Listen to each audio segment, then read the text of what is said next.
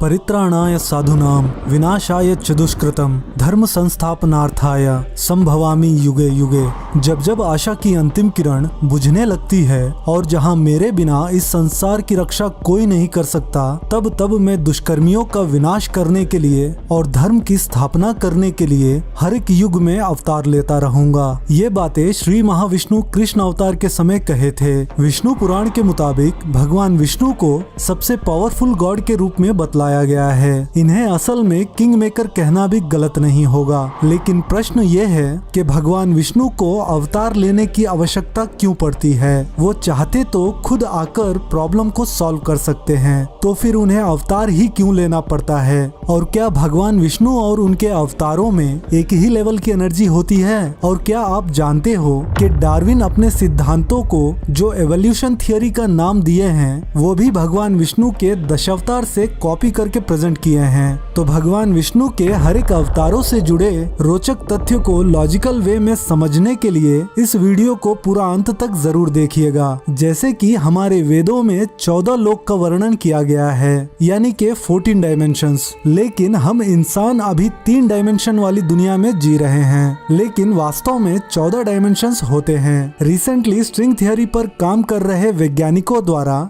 12, 13 और 14 डायमेंशंस को unstable dimensions बताया गया है। So stable dimensions are 11। कुछ ऐसे ही हमारे वेदों में 14 लोक का वर्णन किया गया है। वे कुछ इस प्रकार हैं: सत्य, तपः, जनः, महर, स्वर्ग, भुवर, भूलोक। ये 7 ऊपरी लोक हैं। अथल, विथल, सुथल, तलातल, महातल, रसातल और पाताल। इन 7 को पाताल लोक कहा गया है, जो कि निचले हिस्से में मौजूद हैं। और हम सब इस भूलोक के डायमेंशन में रहते हैं, और इनमें से भगवान विष्णु सबसे ऊपरी डायमेंशन में रहते हैं, जहां से वो टाइम और स्पेस को कंट्रोल करते हैं। और उनके एनर्जी लेवल्स बहुत हाई होने के कारण अगर वो डायरेक्टली हमारे डायमेंशन में आ भी जाएं, तो हम सब उनकी हाई एनर्जी के कारण नष्ट हो जाएंगे। जैसे कि अगर हमारे घर में बिजली उत्पाद करने वाली पावर प्लांट से डायरेक्ट करंट लेने पर हमारे घर में शॉर्ट सर्किट होकर घर में आग लग जाएगी। इसीलिए ट्रांजिस्टर, कैपेसिटर और रेजिस्टर्स के माध्यम से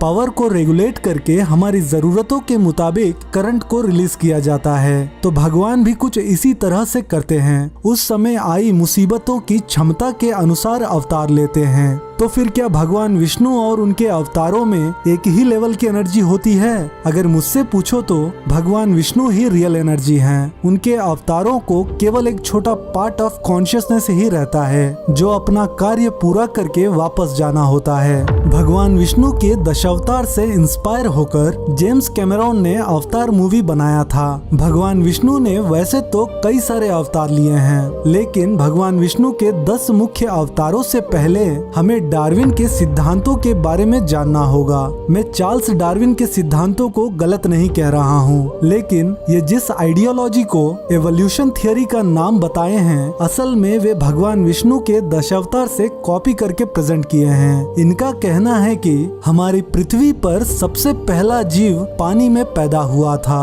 और कई हजारों साल बाद इन जीवों में म्यूटेशन होने के कारण एक ऐसा जीव पैदा हुआ जो पानी में भी जी सकता था और पानी के बाहर भी रह सकता था। और ऐसे ही कई सारे जीवों में म्यूटेशन प्रक्रिया होते हुए बंदर पैदा हुए।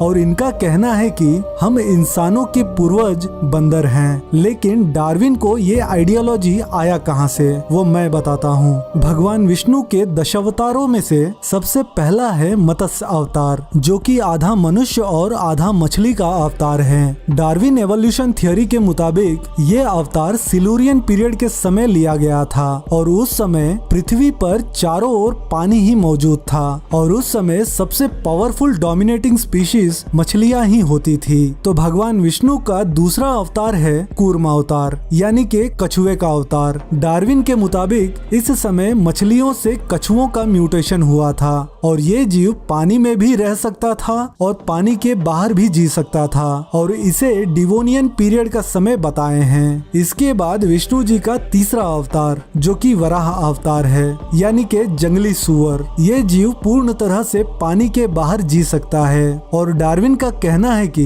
ये बदलाव ट्रायसिक पीरियड के समय हुआ था। इसके बाद नरसिम्हा अवतार, आधा मनुष्य और आधा शेर। डार्विन के मुताबिक ये अवतार जानवरों से इंसान में एवोल्यूशन होने का बतलाता है और वेदों के मुताबिक ये 4 अवतार सतयुग में हुआ था। इसके बाद वामन अवतार। वामन देव कद में काफी छोटे थे। इस पर डार्विन का कहना है कि हमारे पृथ्वी पर सबसे पहला इंसान ड्वार्फ्स नियांडरटल्स थे जो कि 5 फीट से छोटे कद में होते थे और ये भी आत्मरक्षा करने के लिए वामन देव की तरह लाठी का उपयोग करते थे। इसके बाद हुआ परशुराम अवतार। परशुराम जी काफी फ्यूरियस किस्म के अवतार थे। उनके हाथ में कुल्हाड़ी होती थी और वो वन में जीवन व्यतीत करते थे। इस पर डार्विन का कहना है कि यहीं से फर्स्ट होमोसेपियन यानी के शिकार करना यहीं से शुरू हुआ। इसके बाद हुआ राम अवतार। डार्विन के मुताबिक इस अवतार के बाद से ही इंसानों में सोशली और साइकोलॉजिकली लाइफस्टाइल को जीना यहीं से शुरू हुआ, जैसे कि राजा, विवाह, धर्म, ये सभी प्रथा यहीं से शुरू हुआ। भगवान विष्णु के ये तीनों अवतार त्रेता युग में लिए गए थे। इसके बाद हुआ कृष्ण अवतार। डार्विन के मुताबिक नॉलेज और थिंकिंग पावर इस द्वापर युग से ही स्टार्ट हुआ। तो दोस्तों यहाँ तक डार्विन का आइडियोलॉजी भगवान विष्णु के दशावतार से काफी मेल खाता है। इस पर आपकी क्या राय है हमें कमेंट करके जरूर बताइएगा। तो कलयुग में हुआ नौवां अवतार जो बुद्ध अवतार हैं, जिन्हें शांति का प्रतीक माना गया है और इसी कलयुग के अंत में होगा कल्कि अवतार जो भगवान विष्णु का हाईली एडवांस अवतार होगा। इनके आने का समय जब भी नजदीक आएगा किसी को बताने की आवश्यकता नहीं पड़ेगी, सभी जीवों को अपने आप ही समझ में आ जाएगा। तो दोस्तों भगवान विष्णु को भारत के अलावा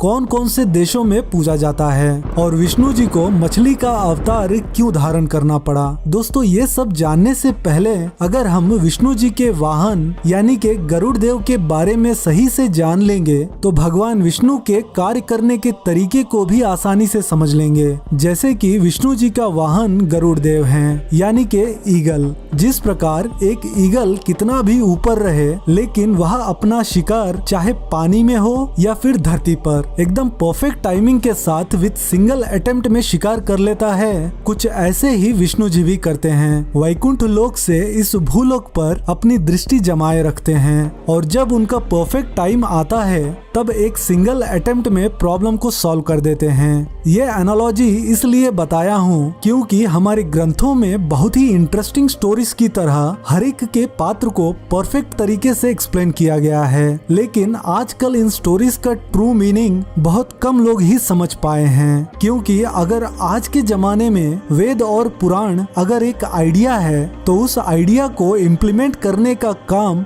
साइंस करता है। तो भगवान विष्णु को भारत के अलावा कौन कौन से देशों में पूजा जाता है। भगवान विष्णु जी के 4 हाथ हैं जिसमें शंख, सुदर्शन चक्र और गदा धारण किए होते हैं। सेम इसी आकार के स्वरूप को Greek, Cambodia, Myanmar, Thailand, Indonesia, Babylon और सुमेरियंस में भी पूजा जाता है। इन इमेजेस को देखने पर आप सबको समझ में आ जाएगा तो फिर विष्णु जी को मछली का अवतार क्यों धारण करना पड़ा। दोस्तों सतयुग, त्रेता युग, द्वापर युग और कलयुग, इन चारों युगों को मिलाकर एक महायुग बनता है और हम सब अभी कलयुग में जी रहे हैं और एक महायुग का साइकिल कंप्लीट होने से पहले प्रलय आता है, जिसके बाद इस पृथ्वी पर 90% जीवों का विनाश हो जाता है और इसी विनाश के बाद बचे उन 10% जीवों से नई युग का प्रारंभ होता है। यानी कि ये साइकिल जब तक ये सृष्टि रहेगा तब तक ऐसा ही चलता रहेगा, लेकिन कलयुग का एंडिंग टाइम और सतयुग का स्टार्टिंग टाइम के बीच का जो टाइम होता है उस टाइम को युग संधि यानी कि युग परिवर्तन का समय बताया गया है। इस युग परिवर्तन के समय ही भगवान विष्णु ने मत्स्य अवतार धारण किए थे और उस समय एक सत्यव्रत नामक राजा ऐसा था जो सदैव सत्य और धर्म धर्म का पालन किया करता था। अपने इसी भक्त को बचाने के लिए उस प्रलय के दौरान भगवान विष्णु जी ने मछली का अवतार लेकर राजा सत्यव्रत सहित बचे 10% जीवों को नाव के सहारे माल्य पर्वत पर सुरक्षित पहुंचा दिए। माल्य पर्वत यानी के हिमालय पर्वत राजा सत्यव्रत को मनु के नाम से भी जाना जाता है और हमारे ग्रंथों के मुताबिक मनु के कारण ही इस मनुष्य जाति का शुरुआत हुआ है। मनु से ही हम सब आए हैं, इसीलिए हमें मनुष्य कहा गया है। तो दोस्तों, जिस प्रकार विष्णु जी ने सत्यव्रत की प्राणों की रक्षा की थी, उसी तरह अगर हम भी सत्य और धर्म का पालन करेंगे तो भगवान कहें या फिर कोई सुपर नेचुरल पावर हमारी रक्षा अवश्य करेंगे। अगला एपिसोड मेरा फेवरेट टॉपिक है, जिसमें बताऊंगा कि समुद्र मंथन किस डायमेंशन में हुआ था। ये तो 100% श्योर है कि समुद्र मंथन इस भूलोक पर नहीं हुआ था। समुद्र मंथन यानी के क्षीर सागर मंथन कहाँ हुआ था? मेरे हिसाब से भगवान विष्णु जी का कूर्म अवतार इस धरती के किसी और डायमेंशन में हुआ था और ये समुद्र मंथन भी उसी डायमेंशन में हुआ होगा, क्योंकि पहली बात तो क्षीर सागर मंथन कहाँ हुआ था ये किसी को नहीं पता, और दूसरी बात क्षीर सागर का मतलब है द ओशन ऑफ मिल्क यानी के दूध का समंदर। तो दोस्तों, इस समय ओशन ऑफ मिल्क हमारी धरती पर कहाँ है और इस मंथन के दौरान कली पुरुष का जन्म कैसे हुआ, और फाइनली इस समुद्र मंथन से हम क्या सीख सकते हैं। तो आज के इस वीडियो में दशावतार सीरीज का तीसरा पार्ट समुद्र मंथन से जुड़ी कई सारे सवालों के जवाब लॉजिकल एक्सप्लेनेशन के साथ बताने जा रहा हूँ। हो सकता है ये समुद्र मंथन आपके सोचने का तरीका बदल दे। तो दोस्तों, वीडियो को पूरा लास्ट तक जरूर देखिएगा।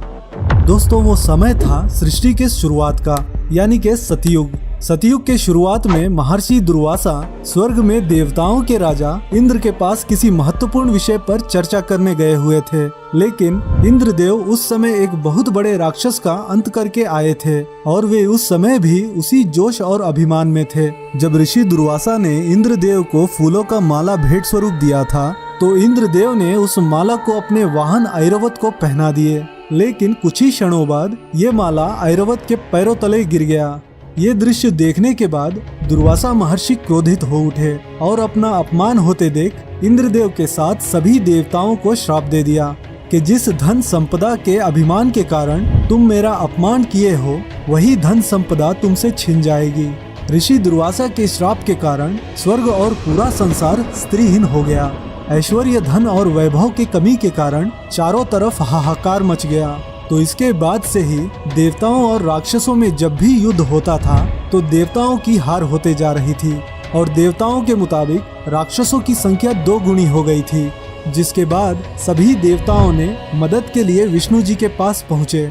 तब भगवान विष्णु जी ने इस समस्या का हल निकालने के लिए क्षीर सागर मंथन से निकलने वाली अमृत के बारे में बताया। लेकिन अब सबसे बड़ी समस्या यह थी कि ऋषि दुर्वासा के श्राप के कारण देवता इतने कमजोर हो चुके थे कि वे अकेले समुद्र मंथन करने में सक्षम नहीं थे। भगवान विष्णु के आदेश अनुसार देवताओं ने असुरों के राजा बलि से मदद मांगी। पहले तो राजा बलि ने मना कर दिया, क्योंकि वे देवताओं की छल से भली भांति अवगत थे, लेकिन अमृत की बात सुनकर वे मान गए। देवताओं और असुरों के मध्य एक समझौता हुआ था कि जो भी रत्न सामग्री समुद्र से प्राप्त होगी वो देवताओं और असुरों में बराबर से बांट दी जाएगी। लेकिन अभी भी एक समस्या थी कि इतने बड़े समुद्र का मंथन आखिर किया कैसे जाए। इस समस्या का समाधान भी भगवान विष्णु जी ने ही दिया। विष्णु जी के आदेश पर गरुड़ देव ने मंदराचल पर्वत को अपने पंजों से उठाकर समुद्र में रख दिया और वासुकी नाग को रस्सी की तरह पर्वत से लपेटकर मंथन शुरू किया गया। राक्षस कुल वासुकी के मुख की ओर थे और देवता सब पूंछ की ओर। समुद्र मंथन कोई आसान काम नहीं था। सभी लोग अपने लिमिट्स को पुश कर रहे थे। इसी दौरान नीचे सही से बेस ना होने के कारण मंदराचल पर्वत स्लिप होकर नीचे उतर गया। मंदराचल पर्वत का नीचे का भाग फ्लैट होने के कारण पर्वत एक परफेक्ट सर्किल में रोटेट नहीं हो पा रहा था। इसके लिए एक पॉइंट टिप की आवश्यकता थी, लेकिन यदि उस समय किसी पॉइंट टिप का निर्माण भी किए होते तो मंदराचल पर्वत के डिसबैलेंस होने पर पॉइंट के टूटने के चांसेस ज्यादा थे। इसीलिए कोई एक कॉन्शियसनेस वाला जीव बैलेंस करके रखे तो ही यह मंथन संभव है। यानी कि अगर पर्वत राइट साइड झुके तो राइट साइड से लिफ्ट करके बैलेंस करे। तो इसके लिए समुद्र में रहने वाला सबसे टफ एंड स्ट्रॉन्ग जीव केवल टॉर्टोइस है, यानी कि कछुआ। तभी भगवान विष्णु जी ने एक टॉर्टोइस के अवतार को अपना पार्ट ऑफ कॉन्शियसनेस दिए और यही अवतार भगवान विष्णु जी का कूर्म अवतार कहलाया। और तब वह टॉर्टोइस मंदराचल पर्वत को अपने ऊपर रख लिया, जिसके बाद समुद्र मंथन शुरू हुआ। तो यहाँ पर पहला प्रश्न आता है कि भगवान विष्णु को हलाहल के बारे में पहले से ही मालूम था, लेकिन वे देवताओं को केवल अमृत के बारे में ही क्यों बताए? वो इसलिए क्योंकि किसी भी कार्य को पॉजिटिव थिंकिंग के साथ शुरू करे तो एनर्जी लेवल्स काफी हाई होती हैं और मैक्सिमम रिजल्ट्स भी अच्छे आते हैं। तो मंथन के दौरान सबसे पहले हलाहल की उत्पत्ति हुई, जो कि बहुत ही पावरफुल पॉइजन था, जिसके महक से ही सारे लोग बेहोश होने लगे। समझौता के अनुसार इस हलाहल को देवताओं और असुरों में बराबर से बांटकर ग्रहण करना था, लेकिन देवताओं और असुरों में इतना सामर्थ्य नहीं था कि इस विष को सहन कर सके। तब विष्णु जी के कहने पर सभी देवताओं और असुरों ने मिलकर भोलेनाथ से प्रार्थना की। भोलेनाथ तो है ही भोले, वे इस सृष्टि के कल्याण के लिए विष पान करने के लिए तैयार हो गए और उस विष को ग्रहण कर लिया। लेकिन उस हलाहल के विष को भगवान शिव भी सहन नहीं कर पा रहे थे। तभी शक्ति रूपनी पार्वती देवी अपनी शक्तियों से उस हलाहल को शिव जी के कंठ में ही रोक दिया, जिसके बाद शिव जी का कंठ नीले रंग का हो गया और तभी से शिव जी को नीलकंठ के नाम से जाना जाता है। लेकिन इस हलाहल विष पान के दौरान कुछ विष की बूंदें बच गई थी, जिसे कली पुरुष ने ग्रहण कर और भी शक्तिशाली बन गया। जी हाँ, हम उसी कली पुरुष की बात कर रहे हैं जो अभी के युग में, यानी कि इस कलयुग में पूरी दुनिया में अधर्म का डंका बजा रखा है। जब कली का जन्म हुआ था तब कली के पास कोई शरीर नहीं था, वो एक अदृश्य दानव था। लेकिन हलाहल की कुछ बूंदों को ग्रहण करने के बाद वो और भी शक्तिशाली होता गया। कली पुरुष और कलयुग के बारे में एक अलग सी वीडियो में बताऊंगा। फिलहाल अभी सतयुग के समुद्र मंथन को पूरा करते हैं। समुद्र मंथन में से निकलने वाली रत्नों में से कामधेनु गाय को ब्रह्मवादी ऋषियों ने ग्रहण किया, उच्चैश्वर घोड़ा को असुरों के राजा बलि ने ग्रहण किया, ऐरावत हाथी को देवराज इंद्र ने ग्रहण किया, कौस्तुभ मणि और शंख को भगवान विष्णु जी ने धारण किया। इसके बाद निकली संजीवनी। दोस्तों, ये वही संजीवनी है जो रामायण में हनुमान जी पूरे पर्वत को ही उठा लाए थे। फिर इसके बाद निकला पारिजात वृक्ष और कल्प वृक्ष, जिसे देवताओं ने स्वर्ग में स्थापित कर दिया। इसके बाद रंभा नामक अप्सरा निकली, जिसे देवताओं ने स्वर्ग में रख लिया। फिर इसके बाद निकली देवी लक्ष्मी। असुर, देवता और ऋषि मुनि सभी चाहते थे कि लक्ष्मी उन्हें मिल जाए, लेकिन देवी लक्ष्मी भगवान श्री हरि को पति के रूप में स्वीकार कर चुकी थी। फिर इसके बाद निकली वारुणी देवी, अर्थात द गॉडेसेस ऑफ अल्कोहल, जिसे असुरों ने ले लिया। इसके बाद चंद्रमा निकले, जिसे भगवान शिव ने धारण किया। और फाइनल में भगवान धन्वंतरी अपने हाथों में अमृत कलश लेकर निकले, जिसके बाद राक्षस और देवता लोग आपस में लड़ने लगे। तभी गरुड़ देव उस अमृत को लेकर आकाश में उड़ गए और उसी दौरान उस कलश में से कुछ बूंदे हरिद्वार, प्रयागराज, नासिक और उज्जैन में गिरे थे। और तभी से इस क्षेत्र में हर 12 साल बाद किसी एक जगह पर कुंभ मेला होता है। कई लोगों का मानना है कि कुंभ मेले में स्नान करने से रोग और पापों से मुक्ति पाया जा सकता है। अमृत के लिए सभी लोगों ने लड़ना शुरू कर दिया था और तभी भगवान विष्णु ने मन को मोहित कर देने वाली मोहिनी अवतार धारण किए थे। ये अवतार इतना मोहित कर देने वाला था कि केवल राक्षस ही नहीं बल्कि सभी लोग मोहित हो गए थे और यहीं से मोहपद का शुरुआत हुआ था। और तभी मोहिनी राक्षसों से कहती है कि अगर मुझे पाना है तो तुम सब थोड़ा इंतजार करो, इस अमृत को मैं समानता से सभी में बांट दूंगी, लेकिन पहले आधा अमृत देवताओं को दे लेने के बाद बाकी का आधा और मैं दोनों तुम्हें मिल जाएंगे। ऐसा कहकर राक्षसों को मना लिया, जिसके बाद पूरा अमृत देवताओं को पिला दिया। लेकिन राहु केतु नाम का एक असुर ने अपना वेश बदलकर अमृत का ग्रहण कर लिया था, जिसके पश्चात विष्णु जी ने अपने सुदर्शन चक्र से उसका धड़ अलग कर दिया। लेकिन राहु केतु ने अमृत का पान कर लिया था, इसी के कारण वो अमर हो चुका था, जिसके वजह से उसकी मृत्यु ना होकर 2 ग्रहों में परिवर्तित हो गया। उसका सिर वाला पार्ट राहु के नाम से जाना जाता है और शरीर वाला पार्ट केतु के नाम से। तो दोस्तों ये तो था सतयुग का समुद्र मंथन, लेकिन ये समुद्र मंथन हमें क्या सिखाता है? दरअसल समुद्र को हमारे दिमाग के समान दिखाया गया है। मंदराचल पर्वत हमारी एकाग्रता को दर्शाता है। कछुआ अहंकार को हटाकर लक्ष्य पर फोकस करना सिखाता है। विष और मोहिनी विष को पीने वाले महादेव बाधाओं को दूर करना सिखाते हैं। मोहिनी यानी ध्यान का भटकना जो हमारे लक्ष्य से दूर करता है। अमृत हमारा लक्ष्य यानी जीवन के सार को दर्शाता है। तो दोस्तों ये तो था सतयुग का समुद्र मंथन। समुद्र मंथन के बाद भगवान विष्णु का वराह अवतार हुआ था। दोस्तों कई सारे लोग भगवान विष्णु के दशावतार को एक काल्पनिक कहानी समझकर देखते हैं। दरअसल वे इसलिए ऐसा समझते हैं क्योंकि अंग्रेजों ने हमारे धर्म ग्रंथों को नीचा दिखाने के लिए हमारे ग्रंथों में बहुत से छेड़छाड़ किए हैं। दोस्तों मुझे हमारे वेदों में काफी ज्यादा साइंस नजर आता है। इसका ये मतलब नहीं है कि मैं साइंस को नहीं मानता, क्योंकि हर एक युग में साइंस और टेक्नोलॉजी हुआ करती थी। बस फर्क इतना था कि उस समय किसी भी टेक्नोलॉजी को सभी जीवों के हित में रखकर डेवलप किया जाता था। विशेषकर आज के हिसाब से प्रकृति का ध्यान ज्यादा रखा जाता था। तो दोस्तों आज के इस वीडियो में भगवान विष्णु ने इतने सारे जीव होने के बावजूद सुअर का अवतार ही क्यों चुने, और वो राक्षस हमारी पृथ्वी को अंतरिक्ष के किस डायमेंशन में छुपाया था, और क्यों आज हमारी पृथ्वी की टेक्टोनिक प्लेट्स के मूवमेंट को भगवान विष्णु के वराह अवतार से जोड़कर देखा जा रहा है। तो दोस्तों इस पूरी घटना को लॉजिकली विद साइंटिफिक तरीके से एक्सप्लेन करने की कोशिश करूंगा। तो दोस्तों वीडियो को पूरा लास्ट तक जरूर देखिएगा। समुद्र मंथन के कुछ वर्षों बाद एक दिन ब्रह्म जी के 4 पुत्र सनक, सनंदन, सनातन और संत कुमार विष्णु जी से मिलने वैकुंठ लोक गए। वैकुंठ के द्वार पर द्वारपाल मौजूद थे। इन्हीं का नाम जय विजय था। दोस्तों आप सब ने इन्हें मैक्सिमम हर विष्णु मंदिर के द्वार पर देखे ही होंगे।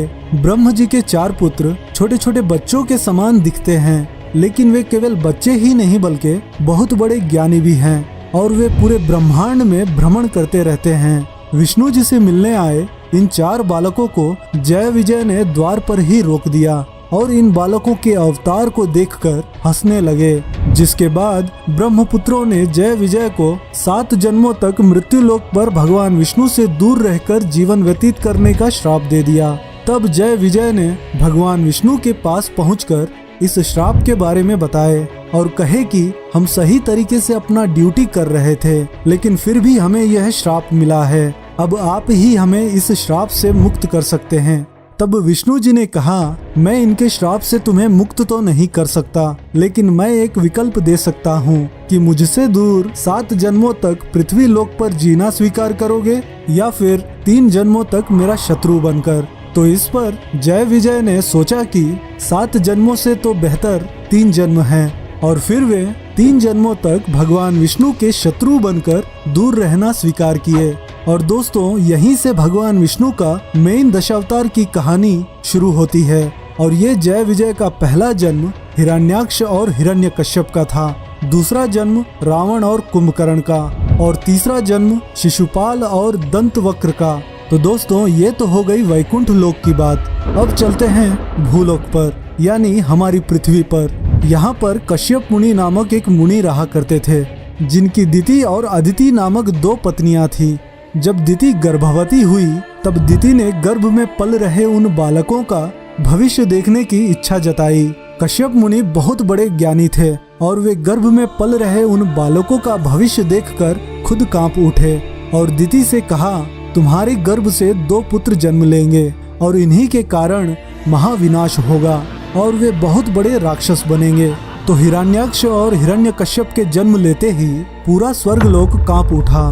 कश्यप मुनि की पत्नी अदिति काफी शुद्ध गुणों वाली स्त्री थी, लेकिन दिति घमंड और जलस किस्म की स्त्री थी, और हिरण्याक्ष और हिरण्यकश्यप को बचपन से ही देवताओं के प्रति हराने की और स्वर्ग को अपने अधीन में करने की बातें सुनाया करती थी। और इसी सोच के कारण जब वे बड़े हो गए तब अपनी इच्छा को पूर्ण करने के लिए हिरण्याक्ष ने घोर तप करके ब्रह्मदेव को प्रसन्न कर वरदान में अमर होने की इच्छा प्रकट की। लेकिन ब्रह्मदेव अमरता का वरदान के बदले दूसरा वरदान मांगने को कहा, तब हिरण्याक्ष ने सभी देवताओं के नाम के साथ उस समय के सभी जीव जंतुओं का नाम लेकर कहा कि इनमें से किसी भी जीव के हाथों उसकी मृत्यु ना होने का वरदान मांगा, जिसके बाद ब्रह्मदेव ने उसे यह वरदान दे दिए और फिर कुछ ही क्षणों बाद हिरण्याक्ष ने पूरी पृथ्वी को अपने वश में कर लिया और सभी देवताओं को युद्ध में हराता गया। और तभी एक दिन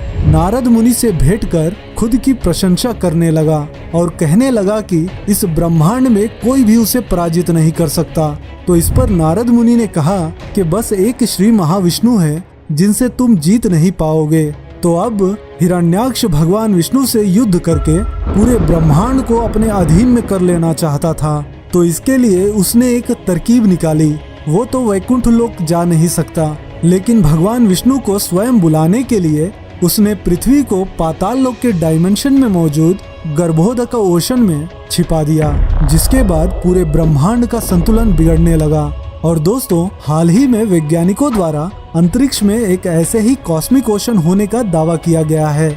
और तभी भगवान विष्णु ने पृथ्वी को बचाने के लिए एक नए स्पीशीज का निर्माण किए, जिसका शरीर हमारी पृथ्वी के मुताबिक 100 गुना बड़ा था। और यही नया स्पीशीज भगवान विष्णु का वराह अवतार कहलाया। तो दोस्तों, यहाँ पर प्रश्न आता है कि भगवान विष्णु ने इतने सारे स्पीशीज होने के बावजूद सूअर का अवतार ही क्यों चुने?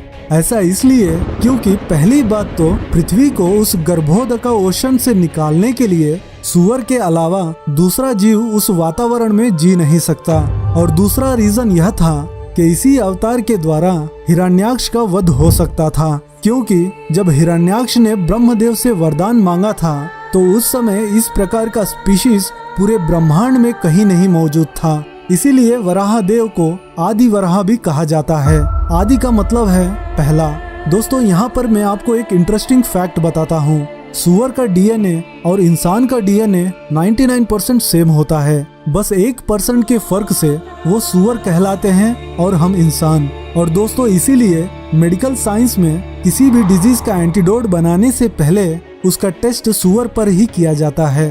तो दोस्तों, वराह देव ने पृथ्वी को अपने दंत पर उठाकर पुनः पृथ्वी की कक्षा में स्थापित कर दिए। दोस्तों, यहाँ पर मैं आपको एक और साइंटिफिक फैक्ट बताता हूँ। हमारे पुराणों के हिसाब से उस समय के नक्षत्र यानी स्टार साइंस के अनुसार वराह देव द्वारा पृथ्वी को अपनी कक्षा में स्थापित करने का समय और हमारी पृथ्वी पर टेक्टोनिक प्लेट्स के हलचल से 7 कॉन्टिनेंट का निर्माण होने का समय काफी हद तक ये दोनों समय की गणना मेल खाती है। और दोस्तों, यही वो समय था जब एनिमल्स में काफी ज्यादा एवोल्यूशन हुआ था। तो दोस्तों, उसके बाद हिरण्याक्ष और वराह देव के बीच भीषण युद्ध शुरू हो गया। श्रीमद् भागवत के अनुसार ये युद्ध काफी लंबे समय तक चला था, जिसे सही से अनुवाद करे तो आपको किसी एक्शन फाइट सीन का याद दिला देगा, क्योंकि हिरण्याक्ष कोई साधारण दैत्य नहीं था। और फिर अंत में वराहदेव ने हिरण्याक्ष का अंत कर दिया। तो दोस्तों, ये तो हो गई हिरण्याक्ष राक्षस के अंत की कहानी। लेकिन ये कहानी अभी पूरा खत्म नहीं हुआ, क्योंकि हिरण्याक्ष का भाई हिरण्यकश्यप प्रतिशोध की अग्नि में जलते हुए बदले की भावना से घोर तप करना शुरू कर दिया। हिरण्याक्ष राक्षस के अंत के बाद भगवान विष्णु का नरसिंह अवतार हुआ था। हिरण्यकश्यप हिरण्याक्ष से ज्यादा ताकतवर था और अपने भाई हिरण्याक्ष के मृत्यु का प्रतिशोध लेने के लिए और भगवान विष्णु का अंत करने के लिए अभी जितनी शक्तियां उसके पास थी वो काफी नहीं था। इसीलिए अपनी शक्तियों को बढ़ाने के लिए वो घोर तप करने एक पर्वत पर पहुंचा। तो दोस्तों, आज के इस वीडियो में दशावतार सीरीज का 5th पार्ट, जिसमें बताऊंगा कि कौन सी ऐसी वजह थी जिसे भगवान विष्णु को नरसिंह अवतार लेना पड़ा और नरसिंह देव को शांत करने के लिए भगवान शिव ने किस विचित्र जीव का रूप धारण किए थे, और अंत में भगवान विष्णु के इस नरसिंह अवतार से हम क्या सीख सकते हैं। तो दोस्तों, इस पूरी जानकारी के लिए वीडियो को पूरा लास्ट तक जरूर देखिएगा। दोस्तों, जब हिरण्यकश्यप तपस्या करने चला गया तो इसी समय का इंतजार कर रहे इंद्रदेव ने हिरण्यकश्यप के राज्य पर युद्ध कर कई सारे राक्षसों का अंत कर दिए। उस समय हिरण्यकश्यप की पत्नी कयाधु गर्भवती थी, लेकिन इंद्रदेव उसे भी मार देना चाहते थे। और तभी वहां नारद मुनि पधारे और इंद्रदेव से इसके पीछे का कारण पूछे। तब इंद्रदेव ने कहा कि कि हिरण्यकश्यप इतना बड़ा राक्षस है तो उसका जन्म लेने वाला पुत्र कितना बड़ा राक्षस बनेगा। तब नारद मुनि ने कहा, तुम जैसा सोच रहे हो ऐसा कुछ नहीं होगा और जन्म लेने वाला बालक बहुत बड़ा ज्ञानी बनेगा जिसे तुम भी नहीं मार सकते, इसीलिए इन्हें जाने दो। ऐसा कहकर नारद मुनि ने कयाधु को अपने आश्रम ले गए और वहाँ वे हर दिन श्री हरि की कथा सुनाया करते थे, जिसके कारण गर्भ में पल रहे बालक प्रहलाद का मानसिक दिमाग हरि के नाम की बातों को महसूस करने लगा। और दोस्तों, क्या आप जानते हैं कि माँ के गर्भ में पल रहे शिशु 6वें महीने से ही बाहरी दुनिया की बातों को महसूस करने लगते हैं और ये बात साइंटिफिकली प्रूव भी हो चुका है। तो दोस्तों, ये तो हो गई रानी कयाधु के गर्भ में पल रहे बालक प्रहलाद की बात। अब देखते हैं कि राक्षस हिरण्यकश्यप की तपस्या किस ओर तक पहुंची है। यहाँ पर कई दिनों से तप कर रहे हिरण्यकश्यप के चारों ओर चींटियों का घर बन चुका था और हिरण्यकश्यप का शरीर भी गलने के कगार पर पहुंच चुका था। और फिर अंत में ब्रह्मदेव हिरण्यकश्यप के तप से प्रसन्न होकर प्रकट हुए और हिरण्यकश्यप से वरदान मांगने को कहा।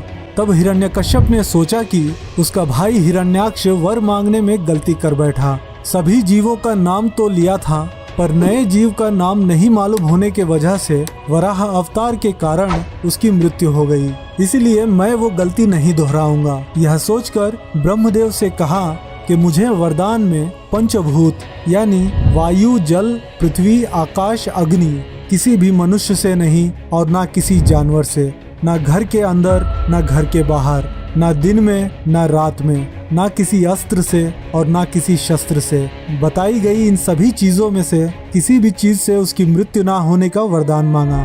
तब ब्रह्मदेव ने उसे यह वरदान दे दिए। फिर कुछ ही क्षणों में हिरण्यकश्यप अपने भाई हिरण्याक्ष की तरह ही चारों तरफ युद्ध कर जीतता गया और जब वह अपने राज्य लौटा तब उसी दिन उसकी पत्नी प्रहलाद को जन्म दी। इस खुशी के मौके पर हिरण्यकश्यप पृथ्वी पर से सभी विष्णु मंदिरों को जला देने के लिए होलिका को आज्ञा दिया। दोस्तों, होलिका के पास एक स्पेशल पावर था कि उसे अग्नि जला नहीं सकती और इसीलिए होलिका जहाँ कहीं भी विष्णु भक्त और विष्णु मंदिर देखती थी वहाँ उस जगह को जला देती थी। तो अब हिरण्यकश्यप खुद को अमर समझने लगा था और अपने राज्य में खुद की पूजा करवाने लगा। हिरण्यकश्यप चला तो था पूरी पृथ्वी से भगवान विष्णु का नामो निशान मिटाने, लेकिन उसे क्या पता था कि उसके खुद के घर में ही इस धरती का सबसे महान विष्णु भक्त जन्म ले चुका है। और फिर कुछ समय बाद जब प्रहलाद शिक्षा प्राप्त करने लगा तब एक दिन हिरण्यकश्यप अपने बेटे प्रहलाद से पूछा कि तुम अभी तक क्या सीखे हो। तब प्रहलाद ने कहा, इस पूरे ब्रह्मांड के हर एक कण में विष्णु बसते हैं और हरि का नाम ही सबसे महान है। ये बातें सुनने के बाद हिरण्यकश्यप को एकदम से 440 वोल्ट का झटका लगा और सोचने लगा कि पूरी दुनिया से विष्णु का नाम हटाने चला मैं खुद के घर में ही ध्यान देना भूल गया। शुरू में तो प्रहलाद को काफी प्यार से समझाने की कोशिश किया कि विष्णु हमारा दुश्मन है और तुम्हारे बड़े पिता का अंत किया है, तो फिर तुम उसे कैसे पूजा कर सकते हो। तब प्रहलाद ने कहा, बड़े पिता एक बहुत बड़े दुष्ट थे, इसीलिए विष्णु जी धर्म को बचाने के लिए उनका संहार किए। तब हिरण्यकश्यप ने क्रोध में आकर कहा, फिर एक बार विष्णु का नाम अगर लिए तो मैं तुम्हें मार डालूंगा। तब प्रहलाद ने कहा, मारने वाले आप नहीं हो और ना ही मरने वाला मैं हूँ, क्योंकि हर जगह हरि है। तुम्हारे अंदर भी हरि है, मेरे अंदर भी हरि है। इस प्रकार की बातें सुनने के बाद हिरण्यकश्यप का दिमाग काम करना कुछ क्षणों के लिए बंद कर चुका था और सोचने लगा कि इतना बड़ा विष्णु भक्त मेरे घर में ही मौजूद है, अब पूरी दुनिया मुझ पर हंसेगी। अपने खुद की प्रतिष्ठा बचाने के लिए खुद के बच्चे का बलिदान कर देने का सोचा और सैनिकों से कहा कि प्रहलाद को किसी भी तरीके से मार डालो। तब सैनिकों ने प्रहलाद को मारने के लिए समुद्र में डुबाया, बाणों से हमला किया, हाथी के पैरों तले कुचलाया, पर्वतों पर से फेंका, लेकिन उन सैनिकों का हर एक तरीका विफल होता गया और अंत में प्रहलाद एक छोटी सी मुस्कान के साथ हरि का नाम जपने लगता और वापस आ जाता। तब उन सैनिकों ने यह कार्य वे नहीं कर पाने के कारण उसे अपने राजा हिरण्यकश्यप को लौटा दिए। तब हिरण्यकश्यप ने अपनी बहन होलिका को बुलवाया और प्रहलाद को अपने गोद में लेकर अग्नि में बैठने को कहा और फिर होलिका ने ऐसा ही किया। होलिका एक मेटल के समान थी। उदाहरण के तौर पर आयरन को गैस स्टोव पर रखें तो कुछ नहीं होगा, इसी तरह होलिका को भी कुछ नहीं होता। लेकिन भगवान विष्णु जी ने उस समय अग्नि को काफी हाई टेम्परेचर में पहुंचा दिए। कोई भी धातु एक सर्टेन टेम्परेचर तक ही बर्दाश्त कर सकता है, उसके बाद उसे भी गलना ही होता है। इसी तरह होलिका भी उस हाई टेम्परेचर की अग्नि में गल गई। लेकिन यहाँ पर भगवान विष्णु ने अपने भक्त प्रहलाद को इस अग्नि की ऊर्जा से बचाए रखे और फिर अग्नि में से हंसते हुए प्रहलाद बाहर आया। और तभी से भगवान विष्णु के कई सारे मंदिरों को जलाने वाली होलिका के मृत्यु के बाद वहाँ के लोग खुशी से होली का त्योहार मनाने लगे। होलिका एक अग्नि का रूप थी, इसीलिए होली के त्योहार में उसका ऑपोजिट पानी से होली खेला जाता है। लेकिन समय के साथ ये त्योहार भी काफी बदलता गया। अब हिरण्यकश्यप अपने बेटे से कहता है कि विष्णु ने मेरे भाई को मार दिया और तुम मेरी बहन को मार दिए। असल में मैंने विष्णु को हर जगह खोजा लेकिन मुझे कहीं नहीं मिला। तब प्रहलाद ने कहा कि विष्णु हर एक कण कण में बसते हैं। तब हिरण्यकश्यप ने कहा कि मैं इस कक्ष में जिधर अपना हाथ घुमाकर रोकूंगा उसमें हरि नहीं मिले तो तुम हरि का नाम लेना बंद कर दोगे। ऐसा कहकर वो घूमते हुए एक स्तंभ की ओर अपना हाथ रोका और पूछा, क्या इस स्तंभ में हरि मौजूद है? तो इस पर प्रहलाद ने कहा, हाँ। गुस्से से अपने गदा से उस स्तंभ पर प्रहार किया।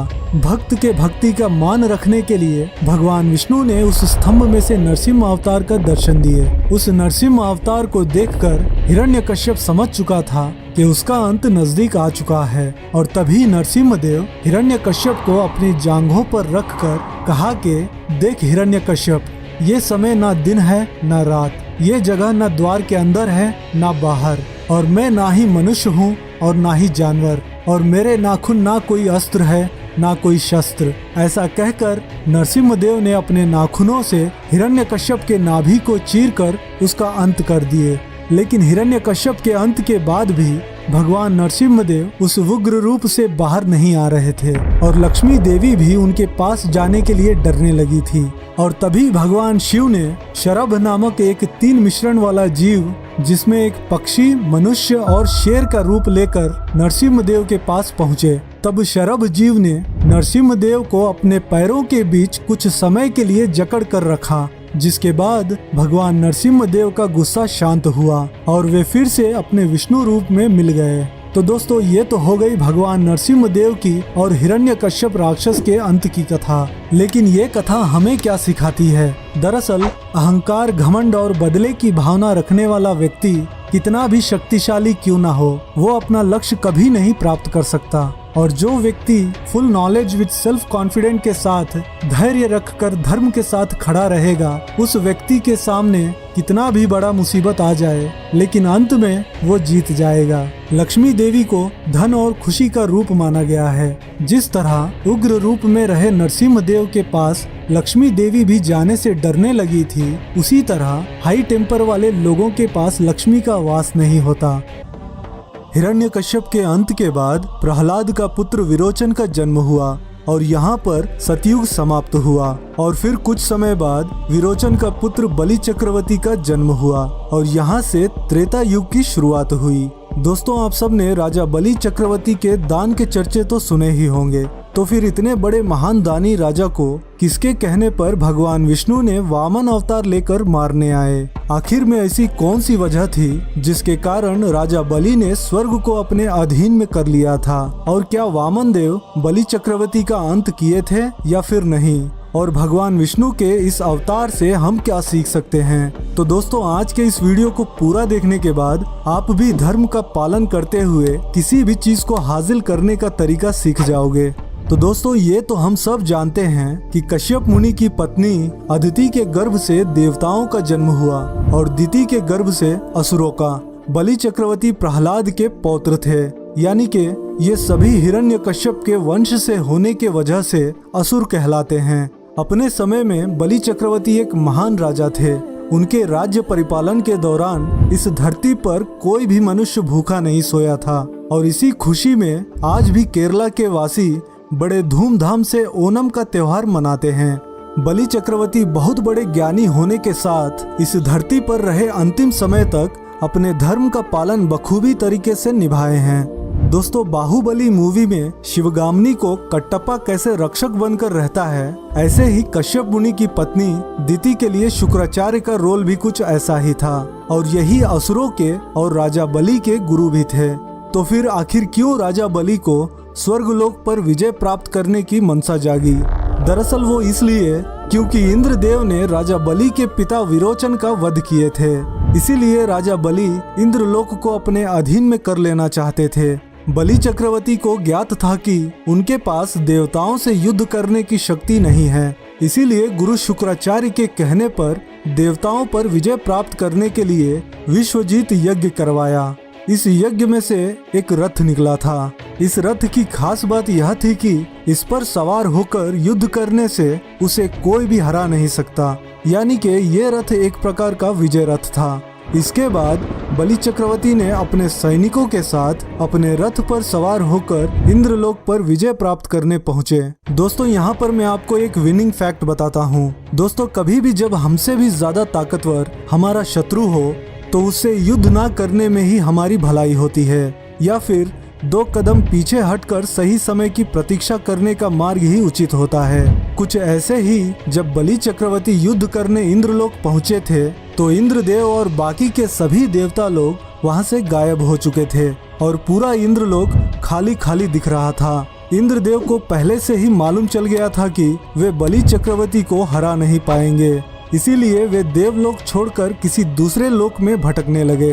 अब पूरा भूलोक और स्वर्गलोक बलि चक्रवर्ती के वश में हो चुका था। देवताओं से बगैर युद्ध करे ही स्वर्गलोक को धर्म से जीत लिए थे और अब बलि चक्रवर्ती का सामना करने वाला कोई नहीं था। और यहाँ दूसरी ओर देवता लोग किसी दूसरे लोक में भटक रहे थे। फिर क्या था, जैसे आज भी हम सबको जब कुछ समझ नहीं आता है तो सबसे पहले हमें जन्म देने वाली माँ ही याद आती है, उसी प्रकार इंद्रदेव ने अंत में अपनी माता अदिति के पास आकर ये सारी बातें बताने लगे। दोस्तों, यहाँ पर मैं आपको एक माँ से जुड़ी इंटरेस्टिंग बात बताता हूँ। एक माँ कभी भी अपने संतान को दुखी में नहीं देख सकती और अपने संतान की खुशी के लिए किसी भी हद तक जा सकती है, जिसकी ममता और प्रेम के आगे स्वयं भगवान भी हार मान जाते हैं। तो कुछ इसी तरह इंद्रदेव की माता देवी अदिति ने भी किया। अपने पुत्र को इस लाचार हालत में देख उपवास रख पायो व्रत का अनुष्ठान करने लगी, जिसके बाद भगवान विष्णु दर्शन दिए। देवी अदिति अपने पुत्र देवताओं की सारी समस्या बताने लगी और कहने लगी कि देवताओं का स्थान स्वर्ग में होने के बावजूद आज वे स्वर्ग में नहीं हैं और अंत में बलि चक्रवर्ती और असुरों का अंत करने का और स्वर्गलोक पुनः देवताओं को प्राप्त होने का वरदान मांगती हैं। इस पर विष्णु जी ने कहा, तुम्हारी इच्छा के अनुसार मैं तुम्हारा पुत्र बनकर जन्म लूंगा और सभी देवताओं को पुनः देवलोक प्राप्त होगा। लेकिन बलि चक्रवर्ती मेरे महान भक्त प्रहलाद के पौत्र हैं और वे अपना धर्म का पालन कर रहे हैं। बलि चक्रवर्ती के विषय में मुझे जो सही लगेगा वो मैं करूंगा, लेकिन भगवान विष्णु क्या करने वाले हैं इसका क्लैरिटी वे नहीं दिए थे। तो इसके बाद भगवान विष्णु जी ने देवी अदिति के गर्भ से वामन अवतार में जन्म लिए। दोस्तों, भगवान विष्णु जी का यही पहला अवतार पूर्ण तरह से मनुष्य रूप में था। फिर कुछ ही दिनों में वामन देव एक 7 साल के बच्चे के आकार के दिखने लगे और फिर एक दिन जब राजा बलि अश्वमेघ यज्ञ संपन्न करने से पहले ब्राह्मणों को मनचाहा भेंट दान कर रहे थे, तभी वहाँ वामन देव ब्राह्मण वेश के रूप में हाथ में लकड़ी का छाता लिए वहाँ पहुँचे। राजा बलि ने बड़े सम्मान पूर्वक के साथ उस बाल ब्राह्मण को बैठने का आसन दिए और राजा बलि बोले, कुछ भी मांगिए ब्राह्मण, मैं आपको अवश्य दूंगा। तब वामन देव ने कहा, मुझे केवल 3 पग भूमि दान में चाहिए, इसके अलावा मुझे और कुछ नहीं चाहिए। उस समय राजा बलि घमंड में आकर कहने लगे कि हे ब्राह्मण, आपको शायद मेरे बारे में पता नहीं है, मैं स्वर्गलोक और भूलोक का राजा हूँ। आप मुझसे केवल 3 पग भूमि मांगकर लज्जित न कीजिए। इस पर वामन देव ने कहा, आवश्यकता से अधिक कामना नहीं है मुझे। वहाँ पर मौजूद गुरु शुक्राचार्य को भगवान विष्णु की यह लीला समझ में आ गई थी। तब शुक्राचार्य ने राजा बलि से कहा, तुम नादान मत बनो, ये ब्राह्मण कोई और नहीं स्वयं विष्णु है जो तुम्हारा राज्य और सब कुछ लेने आए हैं। इस पर राजा बलि ने सोचा कि जो विधाता सबको केवल देता है, आज वो कुछ मुझसे मांगने आया है तो मैं ऐसा अवसर खोना नहीं चाहता। ऐसा सोचकर अपने कमंडल से जल लेकर 3 पग भूमि देने का संकल्प ले लिए, जिसके बाद वामन देव ने अपना शरीर इतना विशाल कर लिए कि केवल एक पग में ही पूरा स्वर्गलोक नाप दिए और दूसरे पग में मृत्युलोक। इसके बाद वे राजा बलि से तीसरा पग कहाँ रखने को पूछा। तब राजा बलि अपने वचन की पूर्ति करने के लिए उनके पास अब केवल उनके प्राण मात्र बचे थे, जिसके बाद वे तीसरा पग अपने सर पर रखने को कहा। ऐसे महान दानी को देख विष्णु रूपी वामन देव राजा बलि को सुथल लोक का राजा बना दिए और यह वचन दिए कि कोई भी असुर अगर उनसे युद्ध करना चाहे तो सबसे पहले उसे भगवान विष्णु के सुदर्शन चक्र का सामना करना होगा। और इस महायुग के अंत के बाद वे राजा बलि को अपने शरण में ले लेने का वचन दिए। तो दोस्तों, ये तो हो गई भगवान विष्णु के वामन अवतार की कथा, लेकिन ये कथा हमें क्या सिखाती है? तो सबसे पहले जिस प्रकार प्रॉब्लम में फंसे इंद्रदेव अपनी माता से अपने प्रॉब्लम्स को शेयर किए थे, इसी प्रकार हमें भी किसी भी प्रॉब्लम को ज्यादा समय तक छिपा कर नहीं रखना चाहिए। अपने प्रॉब्लम्स को फैमिली मेंबर्स या फ्रेंड्स के साथ शेयर करने से उस प्रॉब्लम का सॉल्यूशन निकाला जा सकता है। और दूसरी बात, अगर हम सदैव धर्म के पक्ष में खड़े होकर काम करेंगे तो एक दिन वही धर्म हमारे पक्ष में एक मजबूत दीवार बनकर खड़ा रहेगा।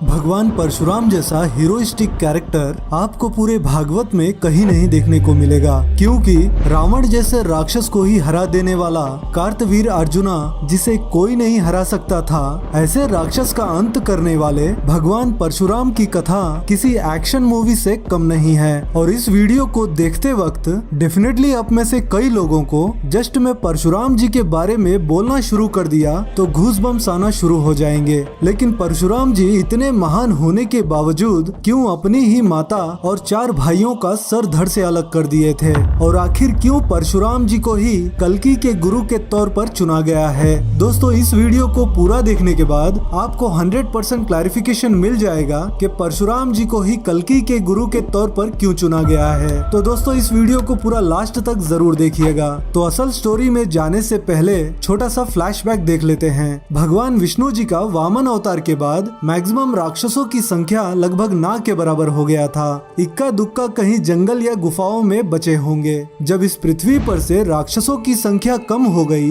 तब उस समय क्षत्रिय यानी राजा लोग बढ़ गए थे। अपने पावर्स का गलत इस्तेमाल कर प्रजा पर अत्याचार करने लगे। दोस्तों, इससे जुड़ी एक वंडरफुल एग्जाम्पल बताता हूँ। हमारे भारत देश के राक्षस अगर ब्रिटिशर्स थे, तो उन लोगों के जाने के बाद से हमारे देश के करप्ट पॉलिटिशियंस के हाथों जिस प्रकार प्रजातंत्र बिखरते जा रहा है, ऐसे ही कुछ उस समय भी हुआ था। तो इन्हीं राजाओं के अत्याचार को खत्म करने के लिए ही परशुराम जी का जन्म हुआ था। तो सबसे पहले ये जान लेते हैं कि परशुराम जी का जन्म कैसे और कहाँ हुआ था। तो असल में परशुराम जी परमपिता ब्रह्मा जी के पुत्र महर्षि भृगु के वंशज हैं। महर्षि भृगु के पुत्र ऋचिक थे। उनका विवाह कन्नौज के राजा गांधी, जो एक क्षत्रिय राजा थे, उनकी पुत्री सत्यवती के साथ हुआ था। दोस्तों, सत्यवती अपनी माता पिता की अकेली संतान थी। एक्चुअल में भगवान परशुराम जी का जन्म देवी सत्यवती के गर्भ से ही होना था, लेकिन भृगु महर्षि के आशीर्वाद के कारण सत्यवती के गर्भ से जमदग्नि मुनि का जन्म हुआ, जो कि पूर्ण तरह से ब्राह्मण आचरण वाले ऋषि थे। और फिर जमदग्नि मुनि का विवाह राजा प्रसन्नजीत की पुत्री रेणुका के साथ हुआ।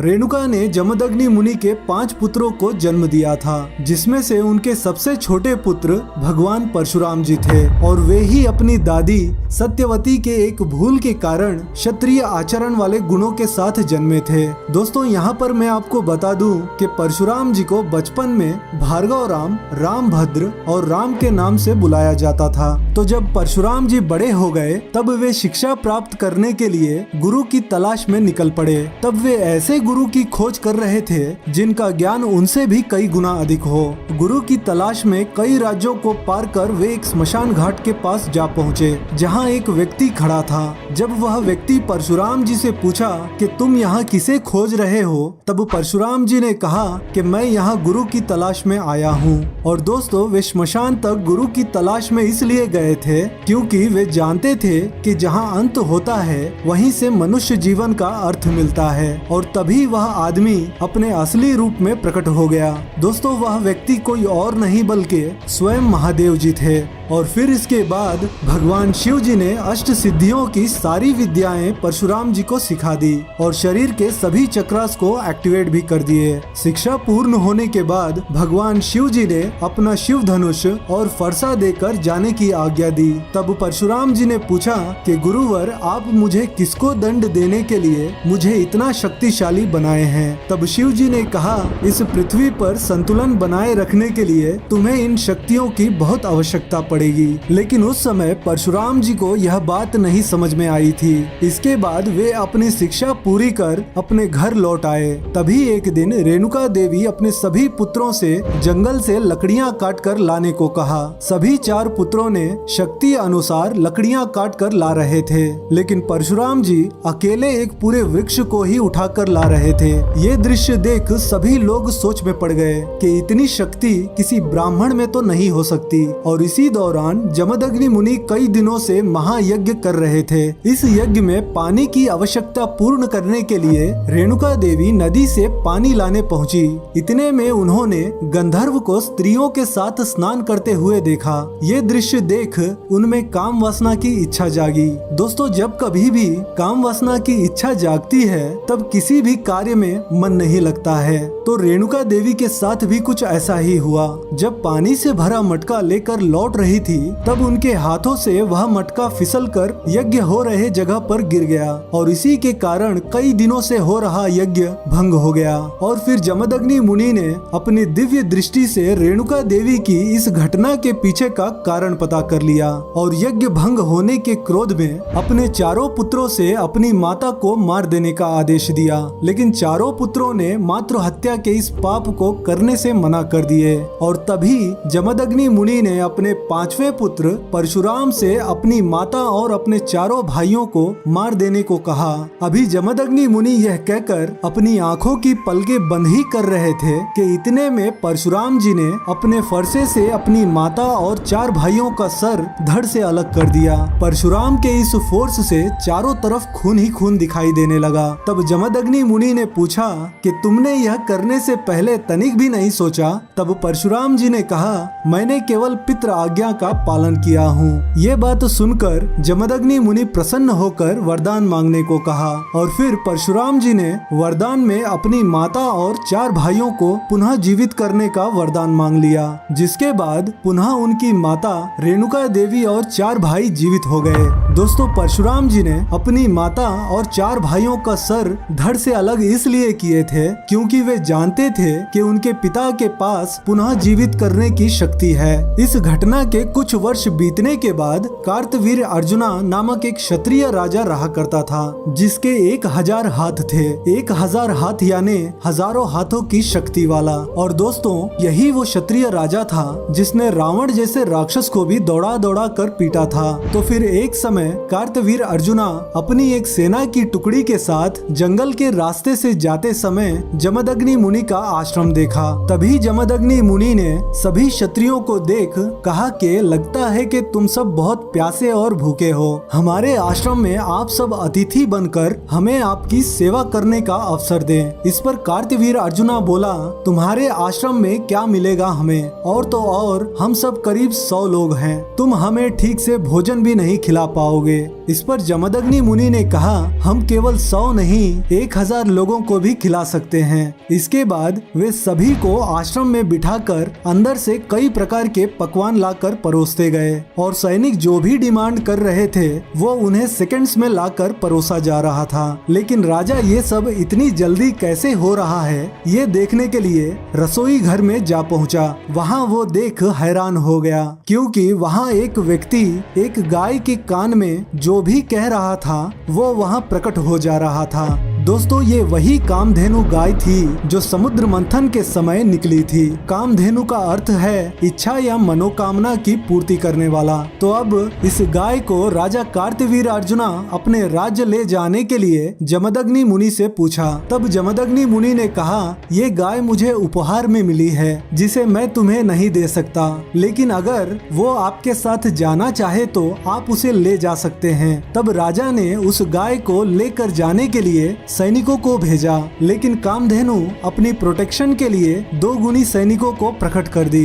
ये देख राजा सोचने लगा कि इस गाय का मालिक ना होता तो ये हमारे साथ अवश्य आती।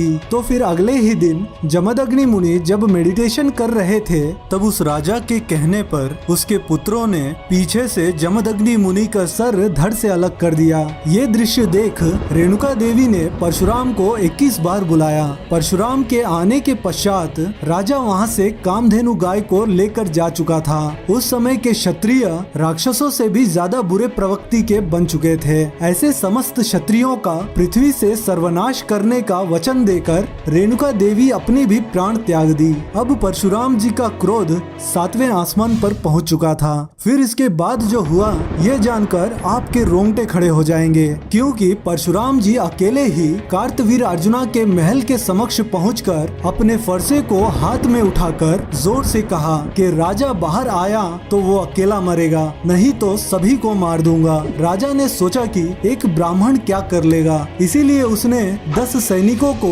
परशुराम का अंत करने के लिए भेजा। राजा पीछे पलटकर अपने सिंहासन पर बैठ ही रहा था कि तभी उसके सामने 10 सिर फुटबॉल की तरह आ गिरे। तब राजा अपने सभी सैनिकों को बुलाकर कहा कि जो भी उस ब्राह्मण का सर लेकर आएगा उसे मैं लाखों का रत्न इनाम में दूंगा। यहाँ सैनिकों की संख्या कई हजार गुना थी। राजा के इस ऐलान को सुनकर जिस प्रकार बाहुबली मूवी में इंटरवल के बाद का सीन था, कुछ उसी तरह का शोर यहाँ भी मच गया था। तलवारों की आवाज के साथ चीखते हुए परशुराम का सिर लाने वे सभी सैनिक पहुँचे। अब राजा शांति से अपने सिंहासन पर जाकर बैठ गया। महल के बाहर की चीखें राजा को सुनाई दे रही थी, लेकिन ठीक 5 मिनट बाद केवल सनसनाती हवा की आवाज सुनाई देने लगी। शोर न होने के कारण बाहर क्या हुआ होगा देखने के लिए राजा महल के बाहर आया। वो चारों तरफ टुकड़ों में बिखरे शवों को ही देख रहा था।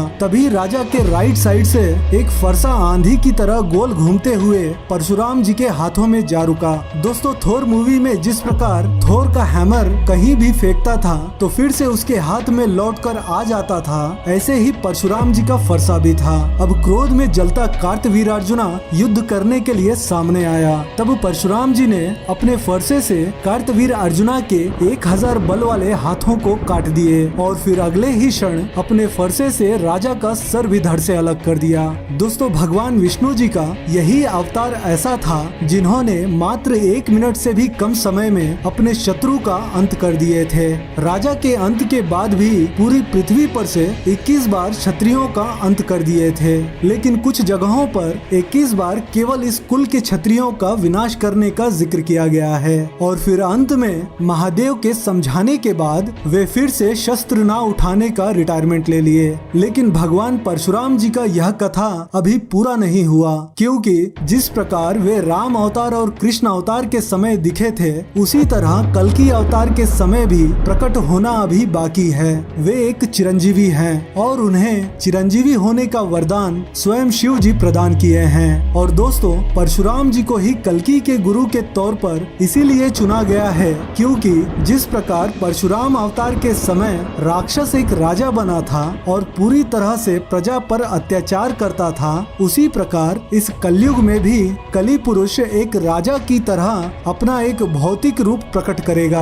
उस समय इस पृथ्वी पर केवल एक राजा होगा और वही कली पुरुष होगा, जिसके अत्याचारों का और उसका अंत करने के लिए ही कल्कि अवतार को भगवान परशुराम द्वारा शिक्षा प्राप्त होगा और फिर भगवान कल्कि के हाथों कली पुरुष का अंत होगा और इस युद्ध में भी कई हजार लोग मारे जाएंगे, जिसके बाद पूरी दुनिया पर रामराज का परचम फिर से लहराएगा। तो दोस्तों, ये था भगवान परशुराम जी का अकल्पनीय कथा। अगर मेरा एक्सप्लेनेशन आप सबको पसंद आया हो तो इस वीडियो को लाइक करके कमेंट में जय परशुराम जय श्री हरि जरूर लिखें और इस वीडियो से जुड़े कोई भी सवाल या सुझाव हो तो भी हमें कमेंट करके जरूर बताएं। और अगर आप नए हैं तो हमारे चैनल रहस्य डिस्कवरी को सब्सक्राइब करके बेल नोटिफिकेशन भी ऑन कर दें। तो दोस्तों, फिर मिलता हूँ किसी इंटरेस्टिंग वीडियो के साथ। जय परशुराम। राम, जय हिंद।